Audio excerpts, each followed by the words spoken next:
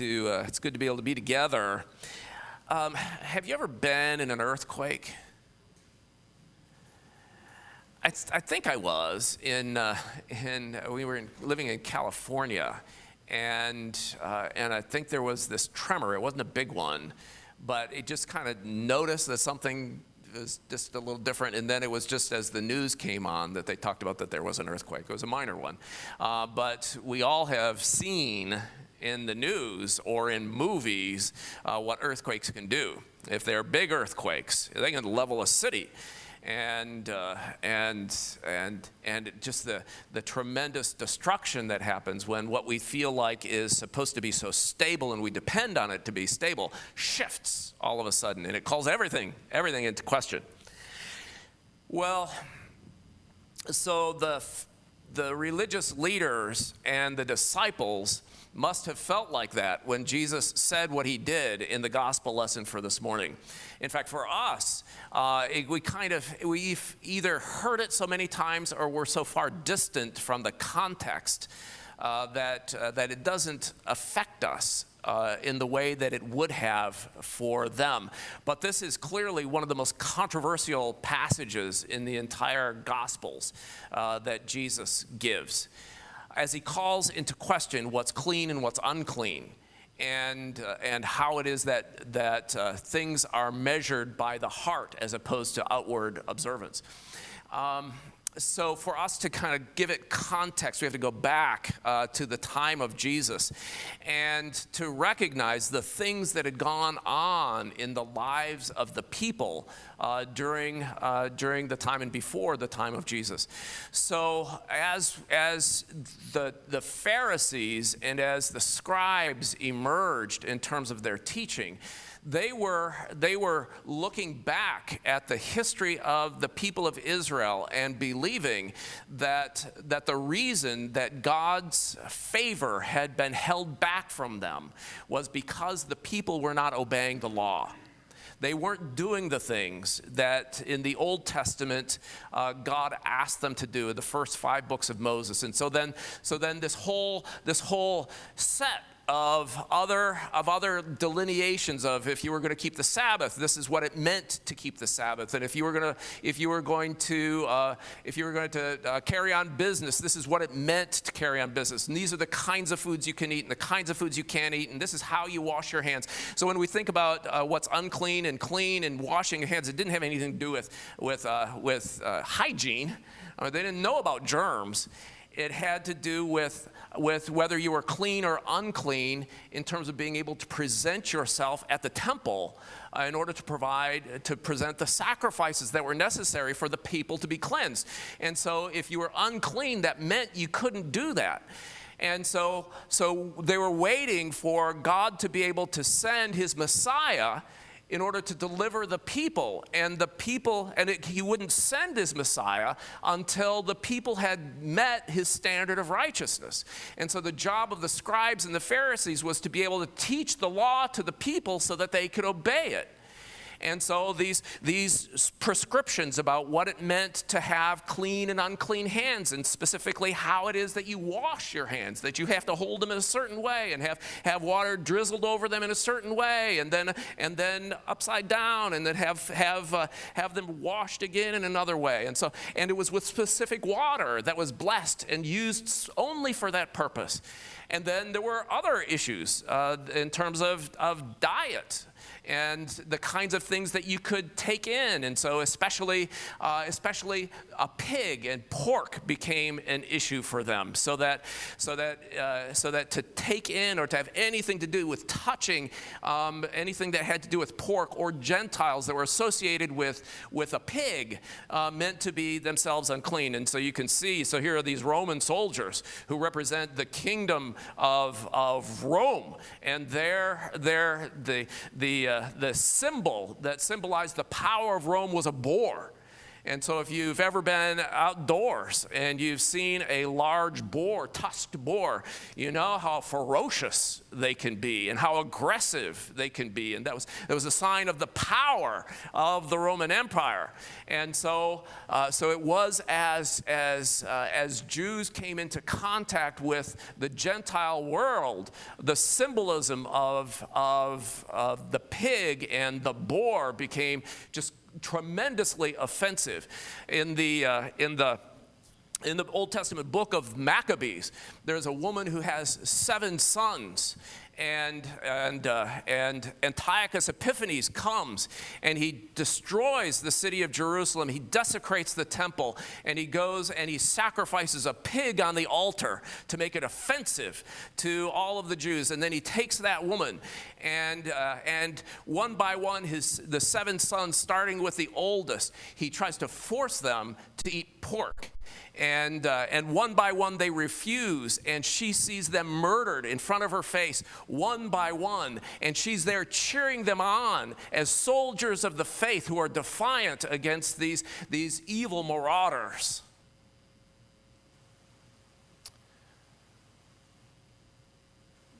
So think about that the next time you have your steak and your ham steak or eggs and bacon, right? So the attitude was clear, and the behaviors meant the identity of the people. And so now Jesus comes along, and Jesus says,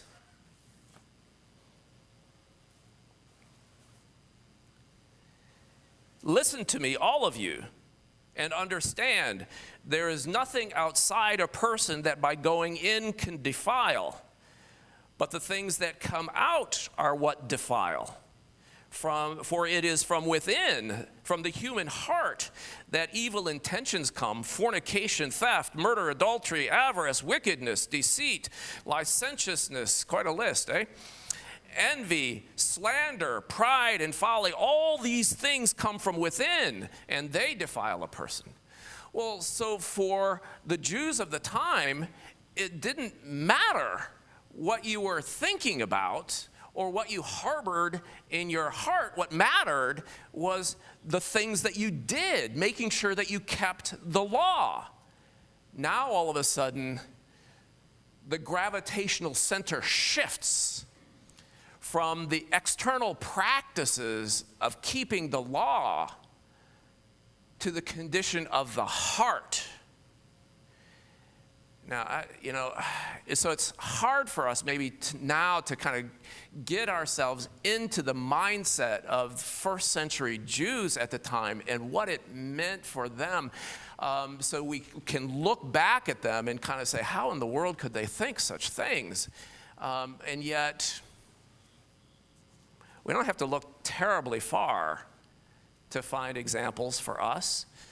It certainly is not, we don't have the same feelings about religious things.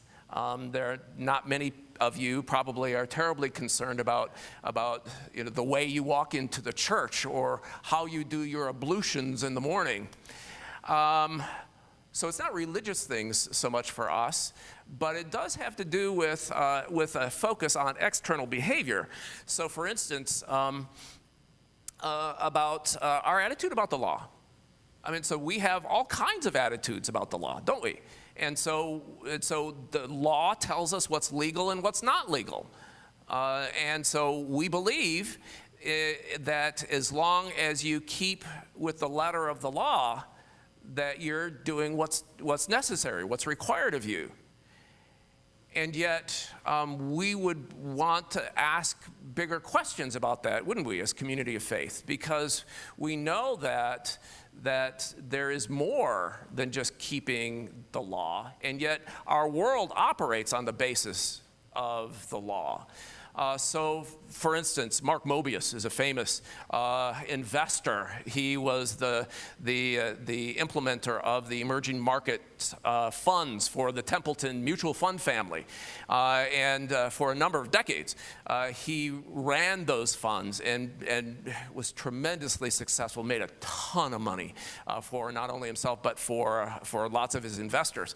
And I was listening to an interview recently from about him and just kind of investing internationally and in emerging markets and developing markets and what all of that meant. And then when the interviewer was remarking about his tremendous success and then asked the question about human rights. And so how do you factor in human rights when it has to do with investing in foreign markets and other legal systems? And he says, we really cannot be bothered with human rights. Our focus is solely on the return of investments.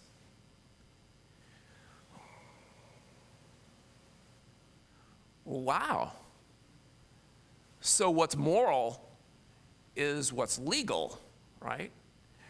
Regardless of the fact that labor that's supplied may be involuntary or slave, may be that the working conditions are dangerous or inhumane, that the industry itself produces all kinds of toxins that poison the environment and kill children.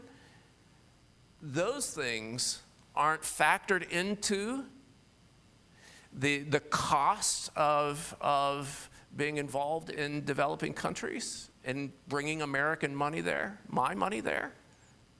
Really? And so then think about that as a thought process, and where as an investor, as you get to know the conditions on the ground, and you see what's happening in human lives, in the lives of children, you see those things, and you somehow gotten to the place that you say, that's none of my business. My business is business.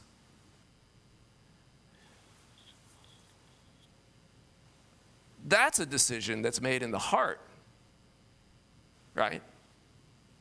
That's a decision that's made at the center of our souls. It doesn't have to do simply with the calculus of investment returns. It has to do with human values and what's good and right.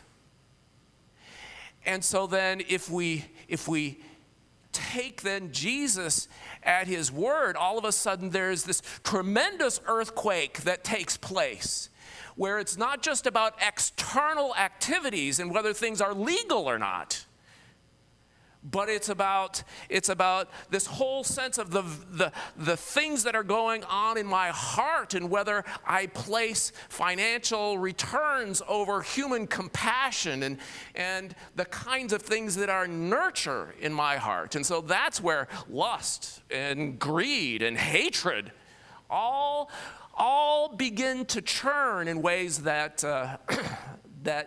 shape who we are and the kinds of things that we do and who we become. And so we, like those early community during Jesus, we like to believe that somehow we have the right to privacy in our own hearts and that it doesn't affect us or anyone else. But we are leaky buckets. And what we nurture in our hearts leaks out of us, and the toxins poison everything that we are and everything that we do. And it doesn't matter what it is, if it's lust or greed or anger or any of those things. As we feed them, they grow, and their effect changes us and makes us different people. I remember, so as a new priest, and my first church, and there was a treasurer in that church, and he was a pretty energetic guy, and he saw me. I was a new young guy pretty wet behind the ears, and so he would kind of take it on himself to tell me the way things should happen and the ways that things shouldn't happen, and oftentimes in retrospect overstep his bounds. But I didn't know, but I did know that I had a certain sense of self-esteem and ego, and I knew that he was beginning to rub me the wrong way. And so kind of over time, this kind of resentment of him and really his power over me just began to continue to foster. And so one day he was involved in a community theater, and he called me and he asked if he could borrow one of these. So it's a cincture, we call it, the rope that you use to hold your vestments together. And he wanted one of those for his costume with the theater. And it was probably, I don't know, it was a Saturday or something, and a day off of mine, and he wanted me to get that for him and set it out in the office. And so politely, of course, because I wouldn't say what I really thought, so I would say, yes, of course, I'd be glad to do that for you. Hang up. And then muttering, walking, I lived next to the church, so I'm walking, muttering, about this guy and all of the things that he had done and why I didn't like him. And I walked into the sacristy, and I found the cincture, and I just stood there for a while, just kind of playing with it in my hands, thinking about him. And before I really realized it, I noticed my hands were moving and had made something. And I looked, and it was a hangman's noose. And I kind of chuckled at that idea. And so then I pulled out a chair, and I stood on the chair, and I hung it up above the desk. And then I got back down, and I slid in the chair, and I looked, and I smiled, and he's going to come find that. And I started to walk out, pleased with myself, just ready to leave the building. And then, boom, right? All of a sudden, what I had been wrestling with internally, it became very visible, and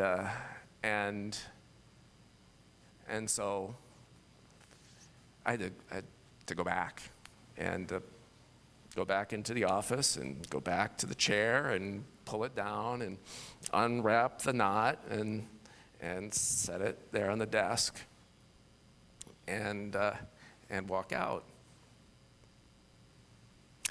and talk to Jesus about that.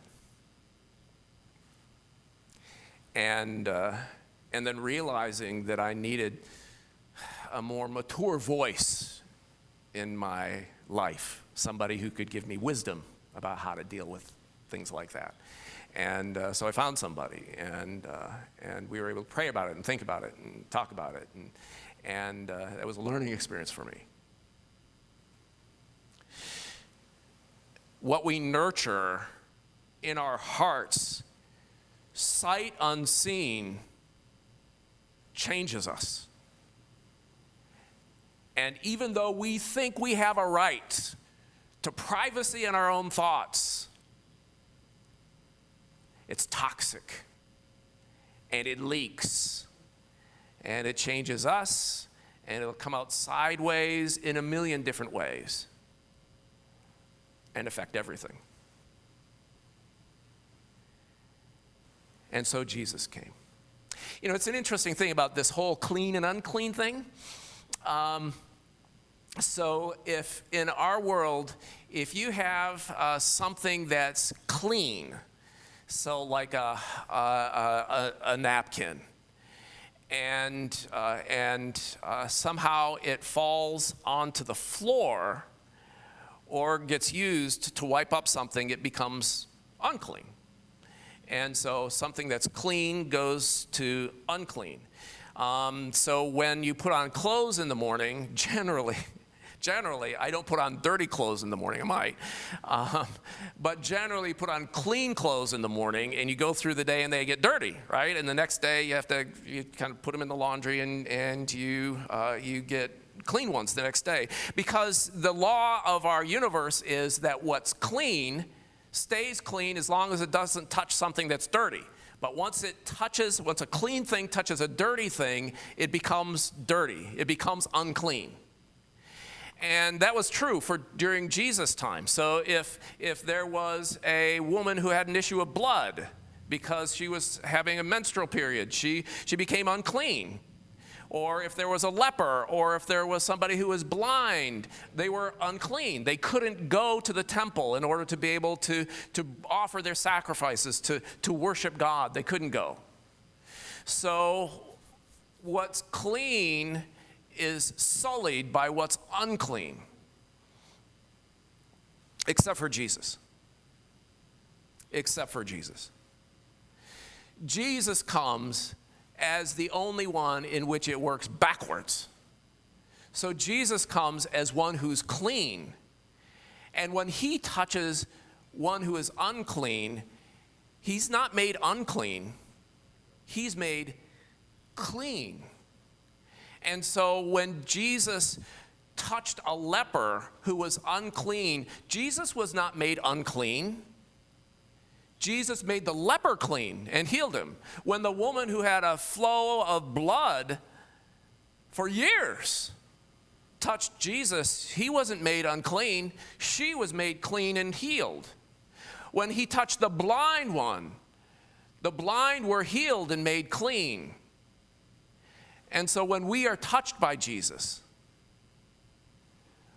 all of the stuff, the unclean stuff in us, is transformed. We are made clean by his blood on the cross, able to come into a relationship with God, able to listen to him, to work with him, to see his word in us, working its way to transform us and make us his. And so then as the fruit of the Spirit forms in us, that's what we nurture. Love, joy, peace, patience, kindness, gentleness, faithfulness, that's what gets nurtured. Then being a leaky bucket is not a liability, but it's a strength, right? Because that's what comes out of us. Because we don't have all of this unresolved stuff that broods. But we have richness and wonder and beauty to share. It's what happens with the touch of Jesus. So, with Jesus comes an earthquake. Everything shakes at the word of Jesus. Nothing stands before the face of Jesus. And he touches us. And he heals us. And he makes us whole. He's come that we might have life and have it abundantly. May that be our prayer. May that be our daily work as the people of God here in Martin County. Amen.